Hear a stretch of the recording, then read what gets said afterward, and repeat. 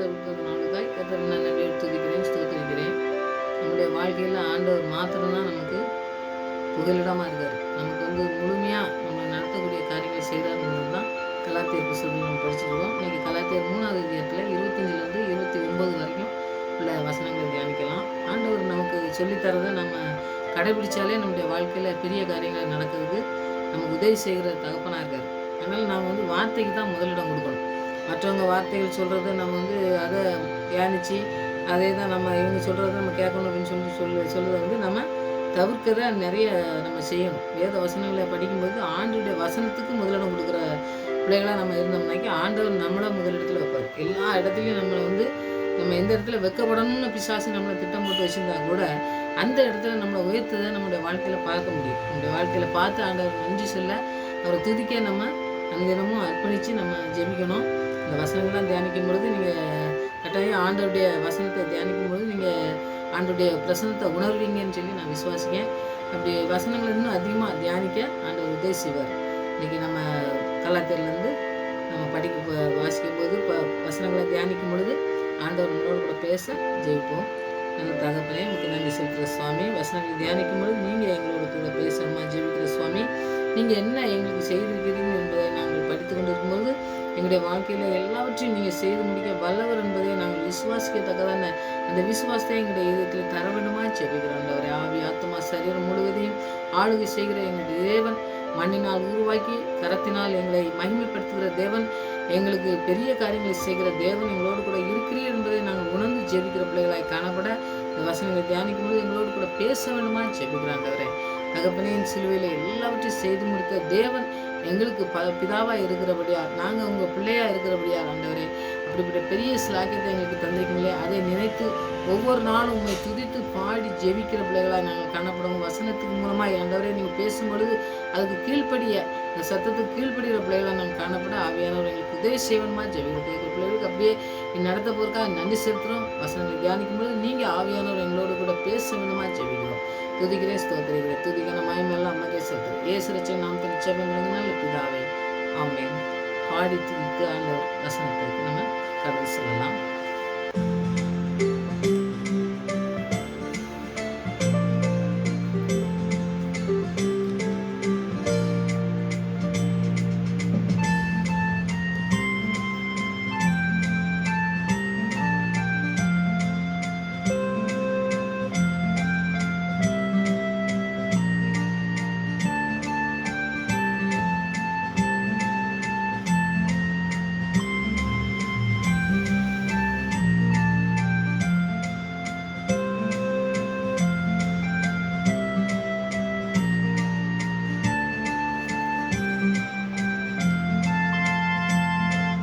இயேசுவின் வாக்கு நித்தியமாமே,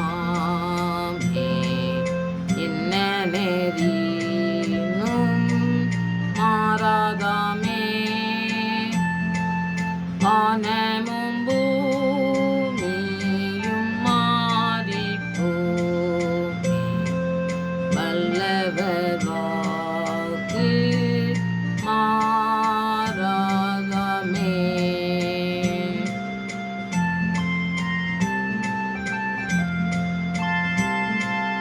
அநாதி ஸ்நேகத்தா உன்னை செய்தார், அவரின் மீந்த காருண்யத்தா உன்னை என்றென்றுமாய் இழுத்து கொண்டார், அவரின் அன்பு மாறாதாமே.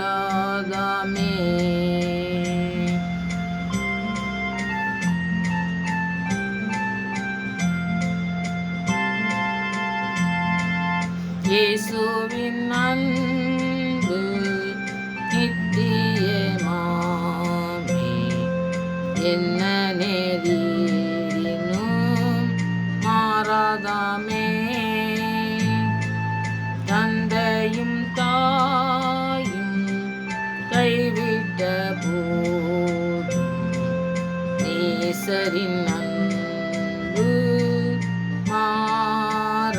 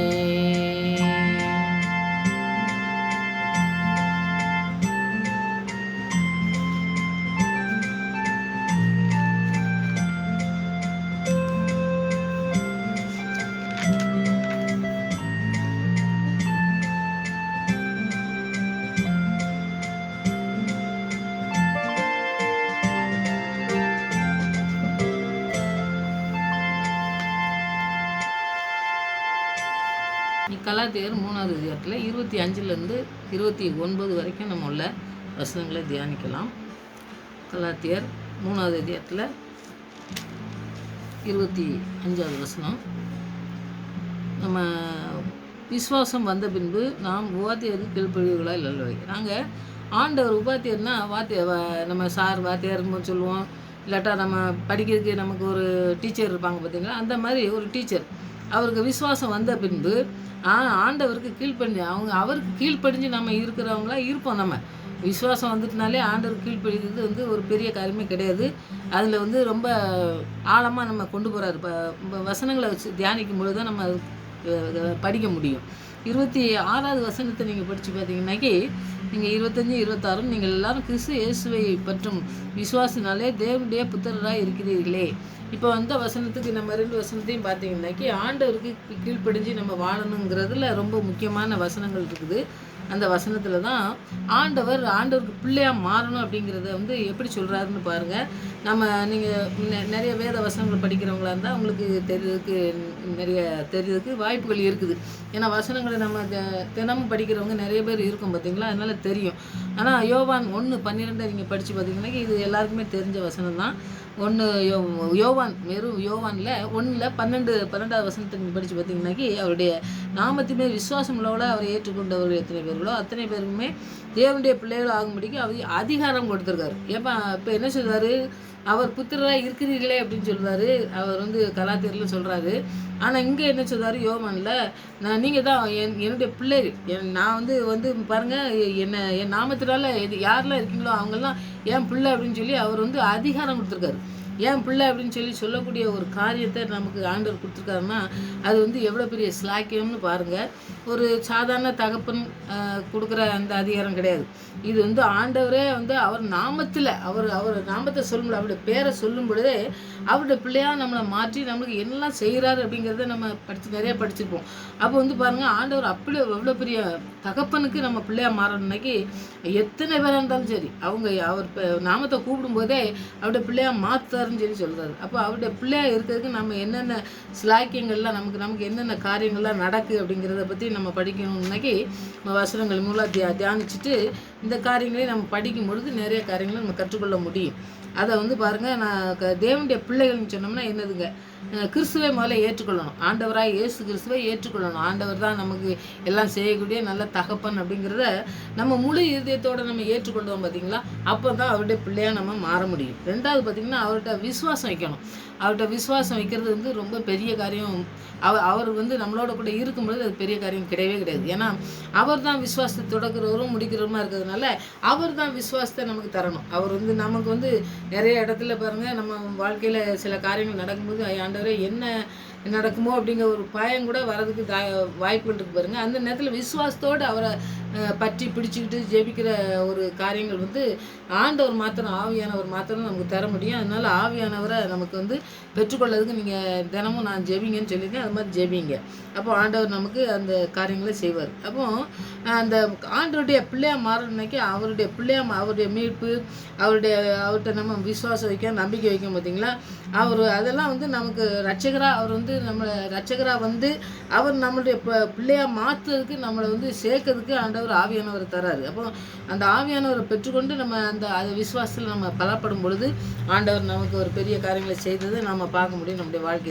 நம்முடைய வாழ்க்கையில் செய்கிற காரியங்கள்லாம் நிறைய காரியங்கள் ஆண்டவர் நமக்கு செய்தால் தான் முடியும். இல்லாட்டா நம்மளுடைய வாழ்க்கையில் பாருங்கள், நிறைய காரியங்கள் நம்முடைய வாழ்க்கையில் நம்முடைய இஷ்டப்படி போனோம்னாக்கி, நம்முடைய சித்தத்துக்கு நமக்கு ஏதோ தோணுதபடி போனோம்னா நம்முடைய வாழ்க்கையில் நிறைய கஷ்டங்கள் அனுபவிக்கிற காரியங்கள்லாம் நடக்குது பார்த்தீங்களா. அந்த மாதிரி இல்லாமல் ஆண்டவருடைய ஆவியானவர் சொல்லும் பொழுது அந்த காரியங்களை செய்து கொடுத்து அவருடைய பிள்ளையாக மாறணுங்கிறதுல ரொம்ப உறுதியாக நம்ம விசுவாசத்தோடு இருந்தோம்னாக்கி ஆண்டவர் நம்மளை விடுதலை செய்யக்கூடிய காரியங்களை செய்கிறாரு. ரோமர் 8:14-15 நீங்கள் படித்து பார்த்தீங்கன்னாக்கி நிறைய காரியங்கள் இருக்குது. அதில் நீங்கள் வசனங்களை தியானிக்கும் பொழுது நிறைய ஆண்டவர் உங்களோட கூட பேசுகிறத நீங்கள் உணர முடியும். மேலும் எவர்கள் தேவனுடைய ஆவினாலே நடத்தப்படுகிறார்களோ அவர்கள் தேவனுடைய புத்திரராக இருக்கிறார்கள். அந்தபடி திரும்பவும் பயப்படுகிறதுக்கு நீங்கள் அடிமைத்தனத்தின் ஆவியை பெறாமல் அப்பா பிதாவே என்று கூப்பிடத்தக்கிறாத புத்திய சுகாரத்தின் ஆவியை நமக்கு தர்றாரு. அப்போது ஆவியானவர் மூலமாக தான் நம்ம பிள்ளையாக மாறவே முடியும். அப்போ அந்த ஆவியானவரை பெற்றுக்கொள்வதற்கு நம்ம தினமும் ஜெபிக்கணும். அவர் தான் நமக்கு எல்லா ரட்சிப்பையும் கொடுக்க முடியும். அவர் இரத்தத்தினால தான் நமக்கு மீட்பே கிடைக்கும். அந்த மீட்பை பெற்றுக்கொள்ளணும்னாக்கி நாம் பாருங்கள், ஆண்டவருடைய பிள்ளைகளாக மாறணும்னா அவருடைய வார்த்தைக்கு நம்ம கீழ்ப்படியணும். முதல்ல அதுதான் ஆண்டவர் சொல்கிறது. எப்போவுமே அவருடைய வார்த்தைக்கு கீழ்ப்படியணும். அவர் என்ன நம்மளை சிந்திக்கிறதுக்கு நமக்கு சொல்கிறாரோ, அவர் என்ன பேச சொல்கிறாரோ, நம்ம எப்படி நம்ம வாழ்க்கையில் நடந்து போகணும்னு சொல்கிறாரோ, அந்த காரியங்கள்லாம் நமக்கு நடக்க தெரியாது சரியான பாதையில். அதெல்லாம் பரிசுத்த ஆவியானவர் தான் நமக்கு அவருடைய பிள்ளையாக நம்மளை மாறும்போது அவர் நம்மகிட்ட வாசம் பண்ணி நமக்கு எல்லாத்தையும் கற்றுத்தரக்கூடிய நல்ல தகப்பனாக இருக்கார். அதனால் அவருடைய வார்த்தையை அவர் வார்த்தையில் ரொம்ப உறுதியாக இருக்கணும்.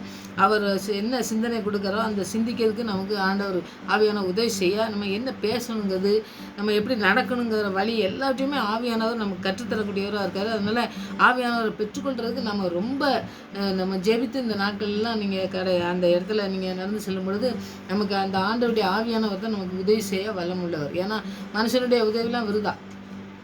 மனுஷன் நம்பி நீங்கள் எந்த இடத்துக்கு போங்க, அந்த இடத்துல நீங்கள் நம்ம பாதியிலே விட்டுட்டு போயிடுவோம். ஆனால் ஆண்டவர் நம்மளை கரம் பிடிச்சாருன்னா கடைசி வரை நம்மளை நடத்தக்கூடிய நல்ல தகப்பன். நம்ம வேத வாசனங்கள்லாம் நீங்கள் நிறைய படிச்சிங்கன்னா எல்லாருமே அப்படி தான்.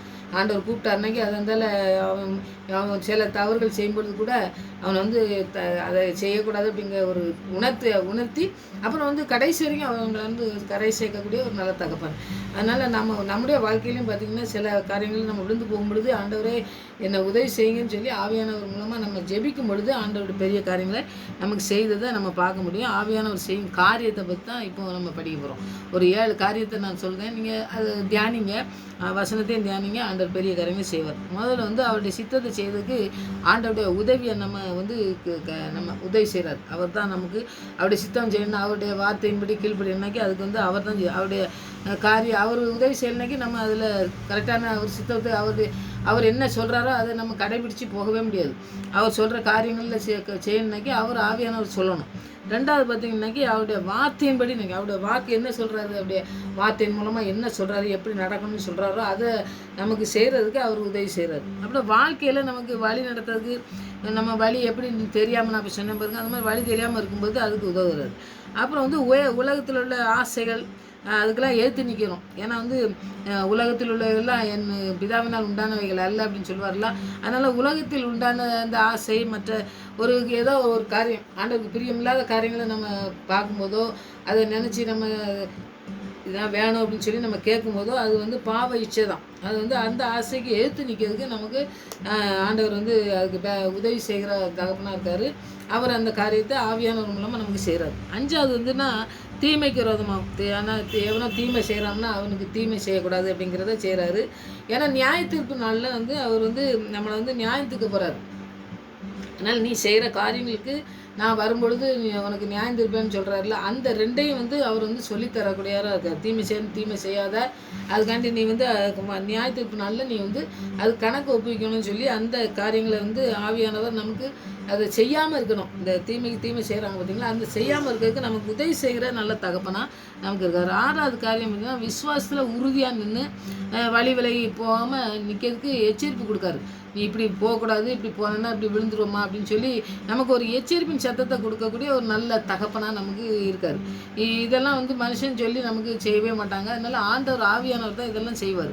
7வது பாருங்கள், கீழ்ப்படியும் போது இந்த முடிவு ஆவி நமக்கு சமாதானம், நம்முடைய வாழ்க்கையில் என்ன காரியங்கள்லாம் நமக்கு நடக்கும், ஆண்டவர் சமாதானத்தை தருவார், நமக்கு ஜீவனை தந்திருக்காரு, நமக்கு சுகம் தருவார், நமக்கு பலம் தருவார் அப்படிங்கக்கூடிய ஒரு காரியத்தை உணர்த்துவார்.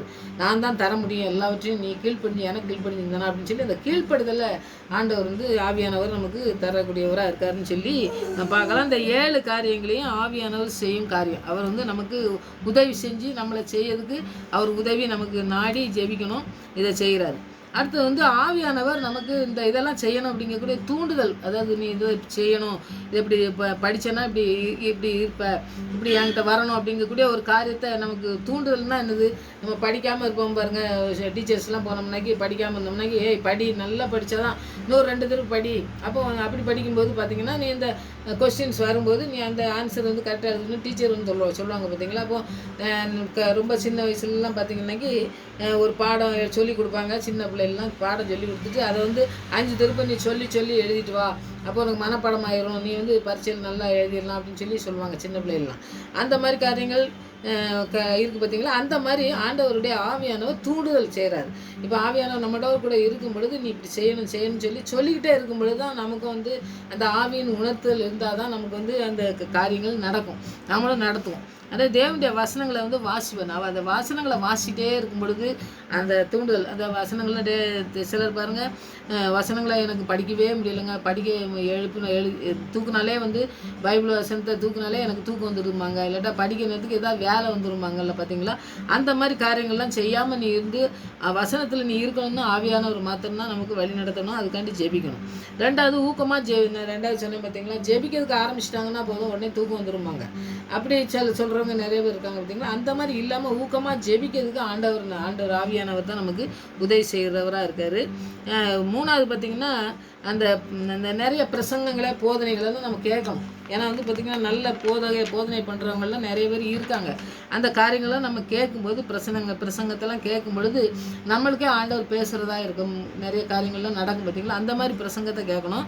அதுக்காண்டி நம்ம பிரசங்கம் கேட்கும் பொழுதோ அந்த போதனை கேட்கும் பொழுதோ அது வந்து நமக்கு என்ன போதிக்கு அப்படிங்கிறக்கூடிய ஒரு வசனத்தின் மூலமாக இருக்கான்னு, அந்த போதனை இருக்கான்னு சொல்லி கேட்டுட்டு அதை வந்து கேட்டு நம்ம ஆவியானவர் நமக்கு உணர்த்தி அதை சரியான இதாக கேட்கறதுக்கு நமக்கு உதவி செய்கிறவராக இருக்கார். நாலாவது பார்த்திங்கன்னா ஆவியானவர் நம்ம ஜெபிக்கும் பொழுது அசைவாடுதல், நம்மளோட கூட பேசுகிறத நம்ம உணர்த்துறதுக்கு ஆவியானவர் நம்மளோட கூட பேசுகிறாரு, அந்த காரியங்களை செய்கிறாரு. அஞ்சாவது பார்த்திங்கன்னா ஆவியானவர் அந்த ஆவிக்குரிய நிறைய நம்மளை விட நல்லா ஜெபிக்கிறவங்களா இருக்கலாம், இல்லாட்டா அபிஷேகத்தில் தீர்க்க தரிசனம் சொல்கிறவங்களா இருக்கலாம். அந்த மாதிரி தீர்க்க தரிசனம் சொல்லி நம்மளை ஊக்கப்படுத்தி நல்லா நம்மளை வசனத்துக்குள்ளே இன்னும் ஆழமாக கொண்டு போகிறவங்களா இருந்தோம்னா அவங்களுடைய ஆலோசனையை கேட்கறதுக்கு ஆவியானவர் உதவி செய்கிறவராக இருக்கார். இந்த 5 காரியத்தையும் ஆவியானவர் நமக்கு தூண்டி அதை வந்து நம்ம செஞ்சு அந்த ஆசீர்வாதத்தை சுதந்திரத்து கொள்ளணும். நம்ம ஆசீர்வாதத்தை சுதந்திரிக்கணும்னா அந்த வார்த்தைகளுக்கு அதுக்கெல்லாம் கீழ்ப்படிஞ்சு இருந்தால் தான் எல்லாம் செய்யணுங்கிறது ஆவியானவர் நமக்கு சொல்லித்தரக்கூடியவராக இருக்கார். அதனால் அந்த காரியங்களை நம்ம செய்கிறதுக்கு ஆண்டவர்கிட்ட நம்ம ஜெபிக்கணும். அடுத்தது வந்து கலாத்தியர் 3:27 வசனத்தை நீங்கள் படித்து பார்த்தீங்கன்னாக்கி கலாத்தியர் 3வது அதிகாரத்தில் 27வது வசனம் நம்ம இப்போ வசனம் படிச்சுக்கிட்டு இருக்கோம் பார்த்தீங்களா. அந்த 29 வரைக்கும் நான் சொன்னேன் பார்த்தீங்களா. அந்த 27வது வசனத்தை நம்ம படிக்கலாம். கலாத்தியர் 3வது அதிகாரத்தில் 27வது வசனத்தை நீங்கள் படித்து பார்த்தீங்கன்னா, ஏனெனில் உங்களில் கிறிஸ்துவுக்குள்ளான ஞானஸ்தானம் பெற்றவர்கள் எத்தனை பேரோ அத்தனை பேரும் கிறிஸ்துவை தரித்து கொண்டீர்களே. இப்போ ஞானஸ்தானம் அப்படிங்கிறது வந்து நமக்கு எல்லாருக்குமே தெரியும். அது முதல்ல நம்ம வந்து சிலுவையில் ஆண்டவருக்குன்னு அர்ப்பணித்து நம்ம வந்து ஒப்பு கொடுக்குற மாதிரி தான். அதை ஒப்பு கொடுத்து நம்ம வந்து ஞானஸ்தானம் எடுக்கும், அர்ப்பணிக்கிறது. அப்போது பிள்ளைகளெல்லாம் அர்ப்பணிக்க பார்த்தீங்களா, அது வந்து அர்ப்பணிப்பு தான். அந்த அர்ப்பணிப்பில் நீங்கள் வந்து எப்படி இருக்கீங்க அப்படின்னா, ஞானஸ்தானம் பெற்றவர்கள் எத்தனை பேர்களோ அத்தனை பேரும் கிறிஸ்துவை தரித்து ஆண்டவரை வந்து நம்முடைய தகப்பனா நமக்கு ஒரு நம்மளை எல்லாம் ஆளுகை பண்ணுகிறவரை நம்ம வந்து அவருக்கு ஒப்பு கொடுக்கணும்னு சொல்லி நம்ம பார்க்கலாம். அப்போ நம்ம அர்ப்பணிக்கும் பொழுது பார்த்திங்கன்னாக்கி அது வந்து அர்ப்பணிப்பு மாத்திரம் இல்லை, அந்த காரியங்களில் செய்யும் பொழுது மாத்திரம் இல்லை, அவங்க வந்து அவர் கிறிஸ்துவை தரிச்சுக்கணும்னா அவர் வந்து சீசராக சொல்கிறார். அவர் வந்து வேலை செய்யணும், அவர் ஆண்டவருக்குன்னு வேலை செய்யணும். அப்போ சும்மா அப்படியே ஞானஸ்தானம் பெற்றுட்டு அப்படியே ஆண்டவர் பிள்ளையாக இருந்துட்டு அப்படியே இருக்கிறதுக்கு இல்லை, ஆண்டவருடைய பிள்ளையாக இருக்கிறது சீசர்களாக மாற்றணும்னு சொல்லி தான் ஆண்டவர் வந்து நற்செய்தியை சொல்லுங்கள் அப்படின்னு சொல்கிறாரு. அப்போ மத்திய 28:19 சீசராக்குங்க அப்படின்னு சொல்கிறாரு. நீங்கள் எல்லாத்தையும் சீசராக்கி நீங்கள் இப்போ ஞானஸ்தானம் கொடுங்கன்னு சொல்கிறாரு பார்த்தீங்களா. அந்த காரியத்தை ஆண்டவர் சொல்லும் பொழுதே பார்த்தீங்கன்னாக்கி நற்செய்தினாலே ஆண்டவர் கொடுக்குற அந்த ஆண்டவர் கொடுக்குற ரட்சிப்பு, அவர் கொடுக்குற மீட்பை தான் நம்ம நற்செய்தியாக அறிவிக்கணும். அதை வந்து பார்த்திங்கன்னா சொல்லும் பொழுது நம்ம என்னென்ன நடக்கணும் அப்படிங்கக்கூடிய காரியத்தை ஒரு 4 காரியத்தை நான் சொல்கிறேன். நீங்கள் வசனத்தை தியானிக்கும் பொழுது இன்னும் ஆண்டவர் அவங்களோட கூட பேசுவார்.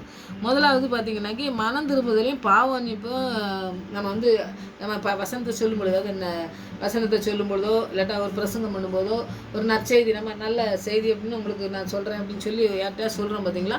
அப்போ சொல்லும்போது அவங்க மனம் திரும்புதலையும் பாவமன்னிப்பும் அவங்க பெறக்கூடியதாக நம்முடைய வார்த்தை வந்து ஆண்டவர் ஆவியானவர் நமக்கு கற்றுத்தரக்கூடியதாக இருக்கிறதுக்கு நம்ம ஜெபத்தோடு கூட போகணும். ரெண்டாவது காரியம் பார்த்திங்கன்னா பரிசுத்தாவின் வரத்தை பெறணும். ஆண்டவருடைய வரத்தை பெற்றுக்கொண்டு நம்ம வழிநடத்தப்பட ஆண்டவர்கிட்ட ஜெபிக்கணும். ஏன்னா வரங்கள்லாம் ஆண்டவர் வந்து கொடுக்கக்கூடியது தான். ஆண்டவர் ஆவியானவர் தர்றது தான் நமக்கெல்லாம். அதெல்லாம் ஆவியானவர்கிட்ட இருந்து வரத்தை பெற்றுக்கொள்கிறவங்களா மற்றவங்களுக்கு நம்ம செய்தியை கொடுக்கும் பொழுது நம்ம அவங்கள சீசராகணும்னு சொன்னோம்னாக்கி சாதாரணமாக கிடையாது. அவங்கள வந்து மனம் திரும்புதல், பாவ மன்னிப்பு பெறணும். அடுத்து வந்து ஆண்டுடைய வரத்தை பெற்றுக்கொள்றதுக்கு அவங்களுக்கு வந்து நம்ம அவங்க வழி நடத்துறதுக்கு அவங்க அப்படி வரணும். அவங்க வர்றதுக்கு நம்ம நற்செய்தி வந்து அந்த மாதிரி வார்த்தைகள் போகணும் அவங்களுக்கு. மூணாவது வந்து தீமைக்கு விலகி பரிசுத்தமாக வாழணும். தீமை செய்கிறவங்களா இருந்தோம்னா நீங்கள் தீமை செய்யக்கூடாது, இங்கே பரிசுத்தமாக வாழறதுக்கு ஆண்டவர் அழைக்காரு உங்களை அப்படின்னு சொல்லி அந்த வழியில் நடத்துறதுக்கு நம்ம மக்களெல்லாம் வந்து இந்த சீசுகளாக மாற்றணுங்கிறது நற்செய்தி. நம்ம செய்திகளை கொடுக்கும்போது அந்த செய்திகள் வந்து அவங்களுடைய இருதயத்தில் போய் ஆவியானவர் உதவி ஆண்டவர் வந்து கிரியை செய்யத்தக்கதான் நம்ம வார்த்தை இருக்கணும் அப்படிங்கிறத நம்ம நற்செய்தியில் பார்க்கலாம். நாலாவது பார்த்திங்கன்னா கிறிஸ்து வர்றாரு, அவர் வர்றதுக்கு நம்ம ஆயத்தமாக இருக்கணும் அப்படின்னு சொல்லி வழிநடத்தக்கூடியதாக இருக்கணும். இப்போ இந்த 4 காரியமும் வந்துமே பார்த்திங்கன்னாக்கி சீசர்களாக மாறுறவங்களுக்கு இது 4 காரியமே கண்டிப்பாக இருக்கணும். இருந்தால் தான் அவங்க வந்து ஆவியானவரால் நடத்தப்பட்டு கடைசி வரை அவங்க இந்த வார்த்தை மூலமாக அநேகர் தொட முடியும். அவங்க தொடப்பட்டு இந்த வார்த்தை மூலமாக ஆண்டவர் பேசி அவங்க இருதயத்திலையும் கிரியை செய்யத்தக்கதாக ஆண்டவர் உதவி செய்ய நம்ம ஜெபிக்கணும். இந்த வசனத்தின் மூலமாக நம்ம அநேக பிள்ளைகளுக்கு நம்ம வார்த்தைகளை சொல்லும் பொழுது இந்த காரியங்கள்லாம் நடக்கிறதுக்கு நம்ம இந்த 4 காரியமும் ஜெபிங்க. ஆண்டவர் நம்மளையும் பயன்படுத்துவார். நம்மளை பயன்படுத்துறதுக்காண்டி தான் இந்த வசனங்கள்லாம் தியானிக்கும். அடுத்தது பார்த்திங்கன்னா கலாத்தியர் 3:28 வசனத்தை பார்த்திங்கன்னா யூதரென்னும் கிரேக்கரென்னும் இல்லை, அடிமை என்றும் சுயாதீனம் இல்லை, ஆண் என்றும் பெண் என்றும் இல்லை, நீங்கள் எல்லாரும் கிறிஸ்து இயேசுக்குள் ஒன்றாக இருக்கிறீர்கள் அப்படின்னு சொல்லி நம்ம பார்க்கோம். நம்ம கிறிஸ்துவுக்குள் ஒன்றா இருக்கோம். ஏன்னா வந்து ஞானஸ்தானம் பெறும்போதோ நம்ம நற்கண்ணை கொடுக்கும்போதோ எல்லாமே வந்து ஆண்டவர் என்ன செய்தார், நீங்கள் ஒன்றாக இருக்கீங்க, என்னோட கூட ஒன்றாக இருக்கீங்க, இந்த 2ஐயும் செய்ய சொல்லி ஆண்டவர் சொன்னார். அது நம்ம செஞ்சிட்ருக்கோம். அப்போ வந்து சபைகளில் வந்து இந்த 2ஐயும் செஞ்சிட்ருக்காங்க பார்த்தீங்களா. ஏன்னா ஒரே 1 கொரிந்தியர் 12:13 நீங்கள் படித்து பார்த்தீங்கன்னா ஒரே ஆவினாலே ஒரே சரீரத்துக்குள்ளாக ஞானஸ்தானம் பண்ணப்பட்டு எல்லாரும் ஒரே ஆவிக்குள்ளாக தாகத்தை தீர்க்கப்பட்டோம்னு சொல்லி போட்டிருக்கு. அப்போ வந்து இவங்க வந்து ஆண்டவருடைய ஆவியானவர் எப்படி நம்மளை நடத்துகிறாரு, ஒரே சரீரம் ஒரே ஞானஸ்தானம் ஆவியானவரால் தான் நமக்கு வந்து அந்த காரியத்தெல்லாம் நமக்கு செய்ய முடியும். நமக்கு வந்து எந்த காரியம் இருந்தாலும் சரி ஆண்டவருடைய பிள்ளையாக மாறணும்னா ஆண்டவருடைய இயேசு கிறிஸ்துவின் ரத்தம், அவருடைய ரத்தம் தான் நம்மளை மீட்புக்குள்ளே கொண்டு வந்திருக்குது. அவருடைய ரத்தம் தான் நம்மளை வந்து எல்லா காரியங்களையும் செய்யறதுக்கு நம்ம ஆவி ஆத்மா சரீரம் முழுவதுமே அவருக்கு சொந்தமாக நம்ம மாற்றணும். நம்ம விசுவாசத்தோடு இருந்தோம்னாக்கி நம்ம சரீரம்லாம் நம்ம சரீரத்தை ஆண்டவருக்கு ஒப்பு கொடுக்கும். நான் சொன்னேன் பார்த்தீங்களா, முதல்ல ஒப்பு கொடுக்கும். அப்போ வந்து மற்ற விசுவாசிகளோடு இருக்கும் பொழுதும் ஆவிக்குள்ளாக நம்ம இருக்கும்போது பார்த்திங்கன்னாக்கி அவங்க மனம் திரும்பி விசுவாசமாக இருக்காங்க அப்படிங்கக்கூடிய காரியங்கள் வந்து அந்த நடக்கிறத வச்சு அவங்க பார்த்து மனம் திரும்பணும். மற்றவங்க நம்முடைய வாழ்க்கையின் மூலமாக மற்றவங்க மனம் திரும்புறதுக்கு இந்த வசனத்தின் மூலமாக சொல்கிறாரு பாருங்கள். நாம் வந்து விசுவாசிகளாக இருக்கோம், ஆவிக்குள்ளாக இருக்கோம். ஆனால் ஆண்டவர் வந்து மற்றவங்களையும் நீ அந்த மாதிரி காரியத்தில் செய்கிறதுக்கு அவங்க வந்து மனம் திரும்பி அவங்களும் மறுரூபம் ஆகணும். நம்முடைய வாழ்க்கையை பார்த்து நம்ம ஆண்டவருடைய ஞானஸ்தானத்தில் எவ்வளவு ஐக்கியமாக இருந்து அவரோட கூட நாம் எப்படி ஐக்கியமாக இருந்து எப்படி ஆவியானவர் நம்மளை விசுவாசத்தில் வளர்த்து அவர் எப்படி ஒரே நம்முடைய சரீரத்தை எல்லாத்தையும் நமக்கு ஆண்டவர் எப்படி நடத்துகிறாரு அப்படிங்கிறத நம்ம பார்க்கும் பார்த்திங்கன்னா, அதே மாதிரி மற்றவங்களுக்கும் செய்யக்கூடிய காரியங்களை செய்கிறதுக்கு ஆண்டவர் உதவி செய்ய நம்ம ஜெபிக்கிற பிள்ளைங்களாக இருக்கணும். நம்ம வந்து நம்ம சுயநலமாக இருக்கக்கூடாது. நம்ம மற்றவங்களுக்கும் செய்யக்கூடிய காரியங்களை அவங்களுக்கு வந்து செய்கிற பிள்ளைங்களாக நம்ம இருக்க நம்ம வந்து ஆண்டவர்கிட்ட நம்ம ஜெபிக்கணும். ஏன்னா ஆண்டவர் எல்லாத்துக்கும் நான் சொன்னோம்ல, எல்லாத்துக்காகவும் ஆண்டவர் வந்து நமக்காண்டி அவர் சரீரத்தை விற்க கொடுத்தாரு. நம்ம ஒரு ஆளுக்காண்டி இல்லை, எல்லாருக்காகவும் ரத்தத்தை சிந்தி எல்லாருடைய பாவத்தையும் மீட்பை பெறதுக்கு தான் ஆண்டவர் வந்து நமக்கு செஞ்சுருக்காருல. அது நமக்கு ஒரு ஆளுக்கு சொந்தம் கிடையாது, எல்லாருக்கும் சொந்தம். உலகம் அனைத்துக்காண்டி அவர் வந்து ரத்தத்தை சிந்திருக்காருன்னு சொல்லி நம்ம பார்க்க பார்த்தீங்கன்னா, அது வந்து எல்லாருக்கும் நம்ம சொல்கிற வார்த்தை மூலமாக ஆண்டோடைய வார்த்தை மூலமாக அவங்களும் வந்து அர்ப்பணிக்கிற பிள்ளைங்களாக மாறதுக்கு ஆண்டவர் ஒருவரும் கெட்டு போவது அவருக்கு இஷ்டமே கிடையாதுல்ல. அதனால் உலகமெங்கும் போய் சகல சிருஷ்டியும் சுவிசேஷம் சொல்லி அவங்கள சீசராக்குங்கன்னு சொல்கிறாரு. அப்போ வந்து நம்முடைய வார்த்தை மூலமாக அவங்களுடைய வாழ்க்கை மாறதுக்கு ஆண்டவர்கிட்ட ஜெபிக்கணும். அது வந்து ஆவியானவர் மாத்திரம் தான் செய்ய முடியும். நம்ம சொந்த பலத்தினால அதை நடத்த முடியாது. அடுத்தது நீங்கள் இந்த எபேசியர் 2:14-15 நீங்கள் படித்து பார்த்தீங்கன்னா, எப்படினேல் அவரே நம்முடைய சமாதானக்காரனாகி இருதரத்தாரையும் உண்டாக்கி பகையான் பிரிவினையாகிய நடுச்சுவரை தகர்த்து சட்ட திட்டங்களாகிய நியாயப்பிரமாணத்தை தம்முடைய மாம்சத்தினாலே ஒழித்து இருதரத்தாரையும் தமக்குள்ளே ஒரே புதிய மனுஷனாக சிருஷ்டித்து இப்படி சமாதானம் பண்ணின்னு சொல்லி போட்டிருக்குது. அப்போ வந்து ஆண்டவர் தான் நமக்கு அந்த சிலுவை மரணத்தின் மூலமாக தான் நமக்கு வந்து திரைச்சேலை இருந்தது. அங்கே உள்ளே போகவே முடியாது நம்ம இருந்தது. அப்படி இருந்த காரியங்களை வந்து இந்த திரைச்சேலை, அதாவது சேலையவே கிழிச்சு ஆண்டவர் உள்ள நம்ம ஆண்டவருடைய சமூகத்தில் நம்ம போய் நின்று ஜெபிக்கிறதுக்கு நமக்கு எவ்வளோ பெரிய சிலாக்கியத்தை ஆண்டவர் தந்திருக்காரு. அதுக்காண்டி நம்ம தினமும் நன்றி சொல்லணும். ஏன்னா வந்து பாருங்கள், எவ்வளோ பெரிய நம்ம அந்த மோசே கதையெல்லாம் பார்த்தீங்கன்னா, மோசே ஜெபிக்க போகும்பொழுது எப்படி இருந்தார் அப்படிங்கிறதுல அந்த இடத்தெல்லாம் நீங்கள் படித்து பார்த்தீங்கன்னா ரொம்ப ஆழமாக படிக்கும்பொழுது தான் தெரியும். அவர் போகிற இடத்துல வந்து மற்ற எல்லாரும் மோசே மட்டும்தான் பேசுவார், ஆண்டவர் நாங்களும் இப்போ வர்றோம் அப்படின்னு சொல்லிட்டு போகும்பொழுது ஒரு இடி முழக்கம், ஆண்டோடைய அந்த வெளிச்சத்தை பார்த்தோன்னே பயந்து ஓடி வந்துடுவாங்க. ஏன்னா அவ்வளோ பெரிய தரிசனத்தின் மூலமாக ஆண்டவர் பேசுகிற இது காரியத்தெல்லாம் நீங்கள் பார்த்தீங்கன்னாக்கி நிறைய இந்த படங்கள்லாம் மோசே கதைகள்லாம் வருது பார்த்தீங்களா, அந்த இடத்துல நீங்கள் பார்த்தீங்கன்னா தெரியும். அப்போ அவ்வளோ ஒரு பெரிய யாருமே நெருங்க முடியாது. அப்படி இருந்த ஒரு பெரிய தேவன்கிட்ட வந்து நாம் வந்து பிள்ளையா மாறி நாம் வந்து அந்த திரையவே கிழிச்சு இந்த சிலுவை மரணத்தின் மூலமாக அந்த தடுப்பு சுவர் உள்ளே போக முடியாது, யாரும் உள்ளே போக முடியாமல் இருந்த அந்த தடுப்பு சுவரை கிழிச்சு அந்த திரைச்சலையை கிழிச்சு நம்மளை வந்து அவருடைய சமூகத்துக்கு போய் அவருடைய பாதத்தில் அமர்ந்திருந்து அவருடைய வசனத்தை தியானிக்கிறதுக்கு நமக்கு எவ்வளோ பெரிய ஸ்லாக்கியம் தந்திருக்காரு. அதை வந்து மற்றவர்களும் பெற்றுக்கொள்ளணுங்கிற ஒரு தாகம் நமக்கு ஆண்டவர் தந்திருந்தான ஆவியானவர். நம்ம சும்மாவே இருக்க மாட்டோம், நம்ம மற்றவங்களுக்கு சொல்லுவோம். அப்படி சொல்லக்கூடிய காரியங்களை அதை வந்து ஆண்டவர் வந்து எல்லாத்தையும் செய்து முடித்து சமாதானம் தந்திருக்காரு. நமக்கு சமாதானம் நியாயப்பிரமாணத்தில் இல்லை, சமாதானம்லாம் தர முடியலை. அதை எல்லாம் எடுத்து ஆண்டவர் பெரிய காரியங்களை நமக்கு செஞ்சுருக்காருன்னு சொல்லி நம்ம விசுவாசித்து நம்ம ஜெபித்தோன்னு வைங்க, நம்முடைய வாழ்க்கையில் பெரிய காரியங்களை நம்ம பெற்றுக்கொள்ள முடியும். அதனால் நம்ம வாசனங்களின் மூலமாக நம்ம ஆண்டவர் பேசும்பொழுது ஆவியானவர் நம்மளோட கூட இருக்கணும். ஆவியானவர் இல்லைன்னா நம்ம வெறுமை தான், வெறுமையான பாத்திரமாக நம்ம ஒன்றுமே செய்ய முடியாது. ஆவியானவர் நம்மளோட கூட இருந்து பேசும்பொழுது தான் இந்த திரைச்சலையை பற்றிலாம் நீங்கள் பார்த்தீங்கன்னா ரொம்ப அது யாருமே கிழிக்க முடியாத காரியங்களை ஆண்டவர் கிழித்து நம்மளை உள்ள எப்படி சமூகத்தில் போய் நம்ம ஜெபிக்கிறதுக்கு தந்திருக்காருங்கிறதுக்கு தினமும் காலையில் எழுந்திருத்த உடனே பாருங்கள், தினமும் ஆண்டவருக்கு நன்றி சொல்லணும். ஆண்டவரே நீங்கள் எத்தனை பெரிய காரியங்களை எங்களுக்கு செஞ்சுருக்கீங்க, ஆண்டவரே உங்களுக்கு நன்றின்னு சொல்லி தினமும் நன்றி சொல்கிற பிள்ளைங்களாம் நம்ம இருந்தோம்னாக்கே நம்முடைய வாழ்க்கையில் பெரிய காரியங்களை நம்ம காண முடியும். ஆண்டவருக்கு நன்றி சொல்லணும். மற்றவங்களுக்கும் ஆண்டவருடைய நற்செய்தியை சொல்கிறதுக்கு நமக்கு ஆண்டவரே நீங்கள் உதவி செய்யுங்க அப்படின்னு சொல்லி நம்ம ஜெபிக்கிற பிள்ளைங்களாக இருக்கணும். கொலோசியர் 3:11 நீங்கள் படித்து பார்த்தீங்கன்னா, கொலோசியர் 3:11 பார்த்தீங்கன்னா, அதில் கிரேக்கர் என்றும் யூதர் என்றும் இல்லை, விருதச்சனம் உள்ளவன் என்றும் விருதச்சனம் இல்லாதவன் என்றும் இல்லை, புறஜாதியன் என்றும் இல்லை, புற தேசதான் என்றும் இல்லை, அடிமை என்றும் இல்லை, சுயாதீனம் என்றும் இல்லை, கிறிஸ்துவே எல்லாருமா இருக்கிறார். இவர் தான் ஆண்டவர் தான் நமக்கு எல்லாமே இருக்கார். பாருங்கள், எந்த மதம் எந்த ஜாதி இதெல்லாம் பற்றி நம்ம தான் பேசுகிறோம். ஆனால் ஆண்டவர் வந்து பாருங்கள், ஜாதியும் இல்லை ஒன்றும் இல்லை, அதை பற்றிலாம் நீ பேசக்கூடாதுன்னு சொல்லி ஆண்டவரே பாருங்கள் என்ன சொல்கிறாருன்னு பாருங்கள், எல்லாருக்குமே எல்லாமா இருக்காருன்னு சொல்லி நம்ம பார்க்கோம்.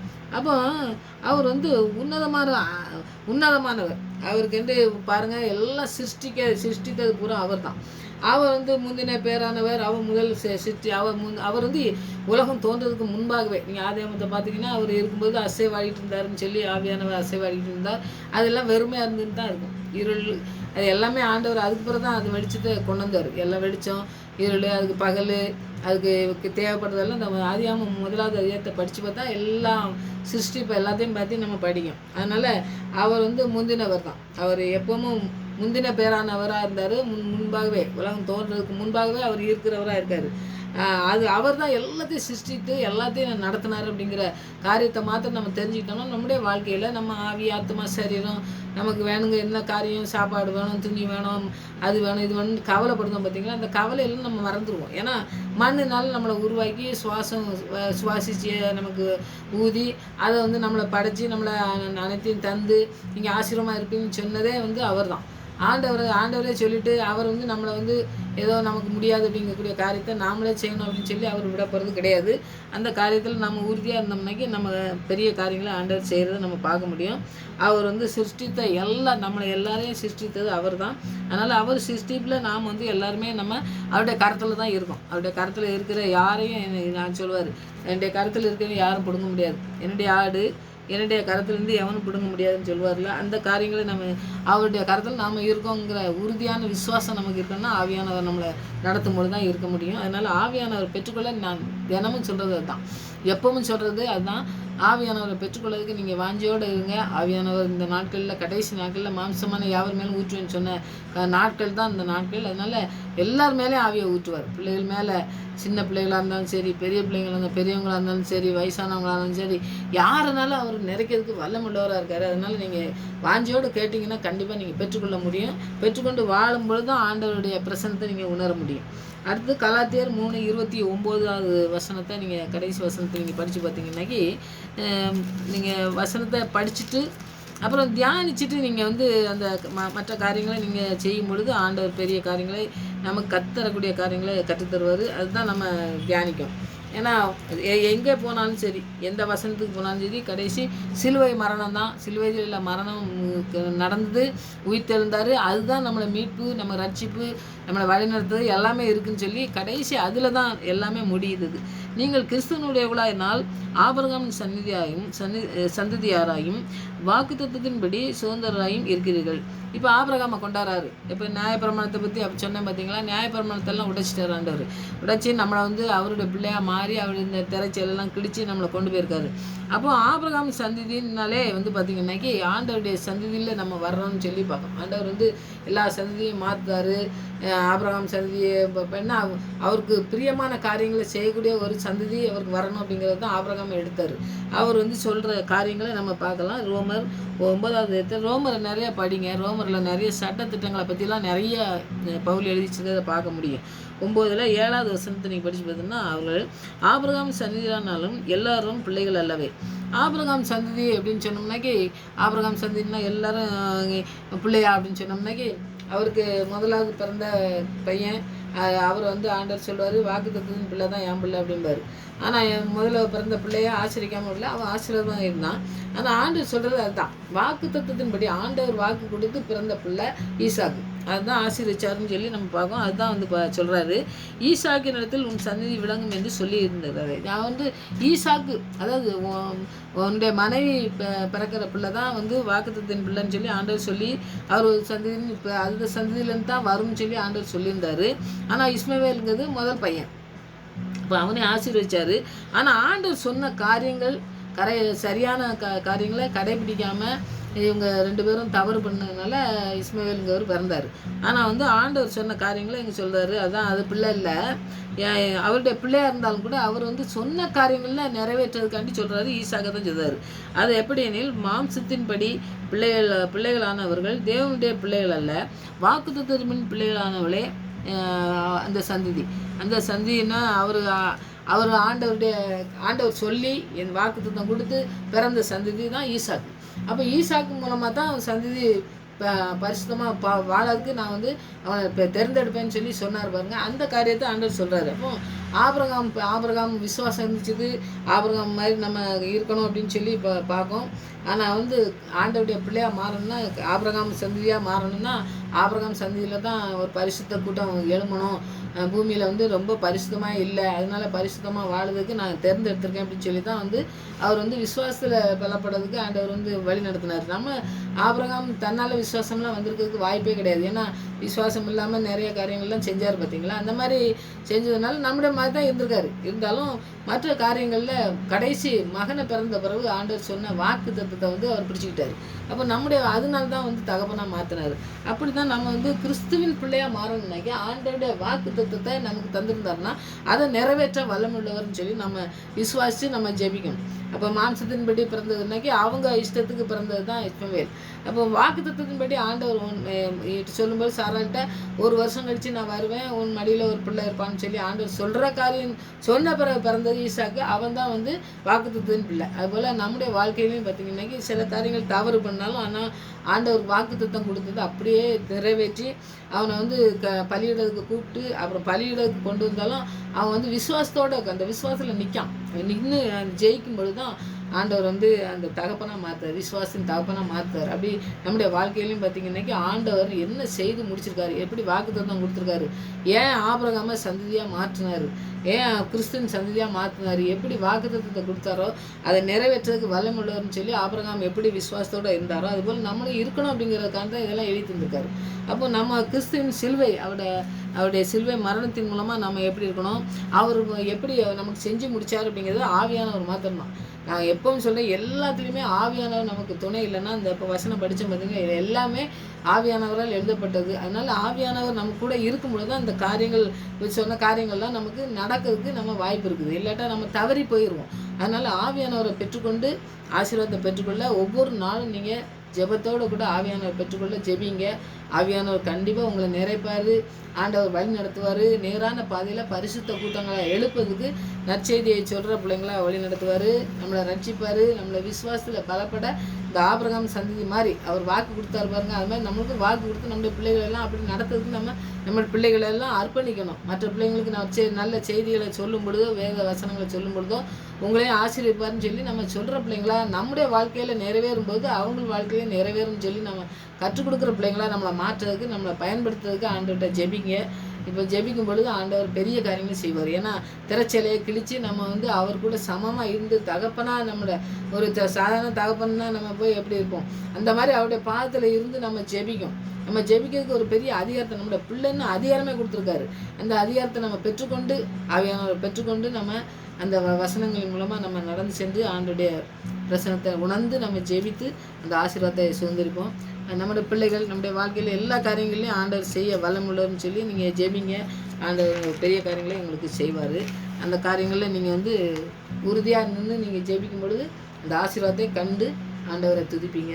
ஒவ்வொரு நாள் அப்படி செய்ய நம்ம ஜெபிப்போம். ஆண்டவர் பெரிய காரியம் செய்வார். ஆமாம், ஜெபிப்போம். நானும் என் குடும்பமும் உமக்குத்தான், நானும் என் பிள்ளைகளும் உமக்குத்தான்,